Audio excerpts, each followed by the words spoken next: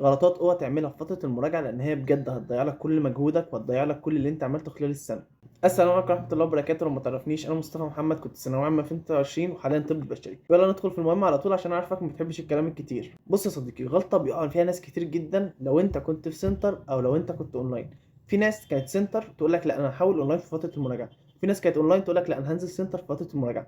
بص يا صديقي، لو انت شخص بيعرف يجبر نفسه على المذاكره خليك اونلاين. الاونلاين افضل بكتير من السنتر لو انت بتقدر تجبر نفسك على المذاكره، تقدر تذاكر وبتوفر وقت ومجهود كبير جدا. بس النقطه ديت لشخص بيجبر نفسه على المراجعه، بيجبر نفسه على المذاكره، يقدر يقوم ويقول فعلا انا هذاكر وما يضيعش وقت ويسمع المحاضره اول ما تنزل او على حسب هو كان ناوي يسمعها امتى. انما لو الشخص مثلا بيكسل بيقول هسمعها بعدين، بيقعد يسوف والحاجات دي، اوعى تحول اونلاين، اوعى تحول اونلاين، هتضيع كل مجهودك، هتضيع كل حاجه. لازم لو انت ما بتقدرش تجبر نفسك على المذاكره تخليك سنتر. السنتر هيجبرك على ان انت تذاكر، السنتر هيجبرك ان انت تحضر الحصه، هيجبرك ان انت تحل، هيجبرك ان انت تمتحن، هيجبرك ان انت تحل الواجب، كل الحاجات دي. انما لو انت اونلاين وبتجبر نفسك على المذاكره خلاص ما تنزلش سنتر. انما لو انت كنت اونلاين طول السنه وبرضه ما بتجبرش نفسك على المذاكره يبقى لازم تنزل سنتر. ما ينفعش تكمل اونلاين في فتره المراجعه. فتره المراجعه ديت اخر امل ليك او اخر فرصه ليك ان انت تنقذ كل اللي فات. ما ينفعش ان انت تكمل اونلاين لو انت ما بتجبرش نفسك على المذاكره. لو انت مرتاح في الاونلاين وبتجبر نفسك كمل اونلاين، ولو انت سنتر وتقدر تجبر نفسك ان انت تذاكر حول اونلاين. غير كده بلاش الاونلاين، الاونلاين هيضيع لك كل حاجه لو انت ما بتجبرش نفسك على المذاكره. تاني نقطه لازم تاخد بالك منها، لازم تمشي بنظام، لازم تكون عارف انا هعمل الاسبوع ده ايه. هاخد مثلا يوم الاحد كذا، يوم الاثنين كذا، يوم الثلاث كذا،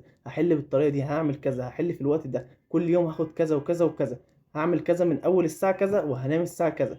ما ينفعش تمشي عشوائي. فتره المراجعه لازم تمشي بنظام، لازم يبقى عندك خطه معينه للمراجعه. انا كده كده كنت عامل لكم نظام للمراجعه 15 يوم تلم فيه كل المتراكم وتلم فيه كل الحاجه اللي عليك، ونظام هيخليك تظبط كل اللي انت واقع فيه. حتى لو انت كنت لسه ما بداتش هتلاقي الفيديو عندي في القناه، هتلاقيه برضه تحت في الديسكربشن.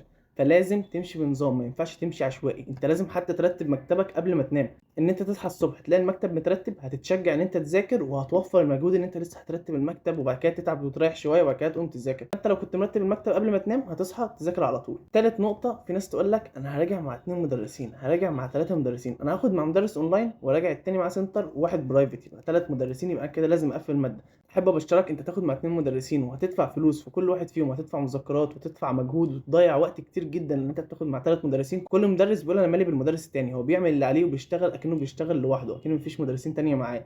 فانت هتضيع وقت كبير جدا وفي الاخر هتلاقي ان انت مش قادر تذاكر ومش قادر تعمل اي حاجه وهتيجي على بقيه المواد.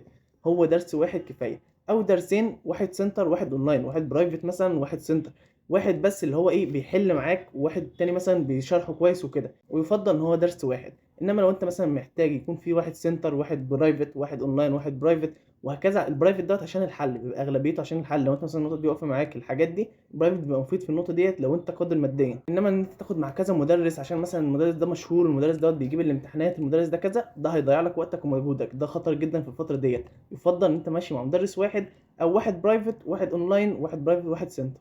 والبرايفت دوت اعرف ازاي تستفاد منه، لازم البرايفت دوت تستفاد منه اقصى استفاده. ان انت مثلا لو النقطه دي مش فاهمها، هو البرايفت قدامك على الترابيزه، انت بتحل معاه، هو بيحل معاك وبيشرح لك كل حاجه واقفه معاك ولازم يخليك تحل. ما ينفعش ان هو اللي يقعد يحل قدامك وانت تقعد تتفرج. وديت النقطه اللي انا لسه هتكلم فيها.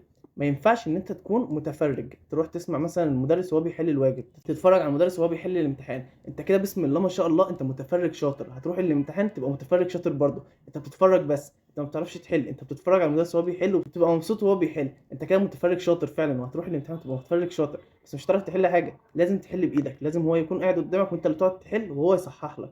انما هو يحل وانت تقعد تتفرج، انت ولا بتعمل اي حاجه ولا بتستفاد بحاجه. هو يشرح لك او يحل حاجه لما انت ما تكونش فاهمها، هو يقعد يحلها لك ويشرحها لك وانت تحل نقطه تانية شبهها لوحدك. انما ما يكونش هو بيحل لوحده وانت خلاص كده بتتفرج وبس. ان في مدرسين كتير جدا هو يقعد يحل يحل يحل وبعد كده خلاص انا كده خلصت وانت بقى مع نفسك. فالنقطه بتاعت الحل ديت مهمه جدا، ما ينفعش تكون متفرج، لازم انت اللي تحل بايدك. ولازم مثلا لو انت بتحل اونلاين لازم تخلص حلك خالص وتحاول فيه، والحاجات اللي ما تعرفهاش تحاول فيها وبعد كده تشوف الاجابات، انها مش كل سؤال تعطل فيه تروح تشوف الاجابه. ونيجي للنقطة الأخيرة، وإن أنت تعمل لنفسك لجنة. تلبس هدوم المدرسة، تلبس الهدوم اللي أنت هتمتحن بيها. لو أنت مدرستك بتلبسك لبس معين أو بتلبس لبس خروج، البس اللبس اللي أنت هتمتحن بيه. بعد كده اقعد قدام المكتب بتاعك، اظبط تايمر 3 ساعات، خلي فيه صوت دوشة خفيفة جنبك، وأكنك في الامتحان. حتى لو خلصت الامتحان اللي أنت كنت بتحله أو الشامل اللي أنت كنت بتحله قبل المدة، خليك قاعد أكنك في اللجنة عادي، واقعد راجع لمدة مثلا 3 ساعات، اللي هو الامتحان الطبيعي، الامتحان العربي بتاع 3 ساعات. فانت هتقعد 3 ساعات في اللجنه كانك بتحل عادي. ولازم يكون في صوت دوشه خفيف، اتعود من دلوقتي وانت بتحل او وانت بتذاكر في دوشه جنبك، في حد قاعد جنبك، في حد بيكلمك وانت بتذاكر. وانت في اللجنه كل شويه هتمضي ورق، في واحد بيتكلم، في واحد اغمى عليه عربيه اسعاف، في حد معدي في الشارع، في واحد بيتخانق في الشارع. اللجنه ملهاش دعوه، انت كده كده الامتحان شغال عمره ما هيقف. فانت اتعود على الحاجات دي من دلوقتي عشان لو حصلت معاك في اللجنه تبقى متعود وما تتوترش. التوتر حرفيا بيخليك اكنك نسيت كل حاجه، اكنك ما تعرفش اي حاجه في المنهج، رغم ان انت عارف الحاجات دي وحللها قبل كده، بس اكنك ما شفتهاش قبل كده. فلازم تتعود على كل الحاجات ديت من دلوقتي. وبس كده وصلنا لاخر الفيديو. لو انتوا عندكم اسئله ممكن تكتبوها لي تحت في الكومنتس او تبعتوا لي على الانستجرام او التليجرام، هتلاقوا اللينكات تحت في الديسكربشن.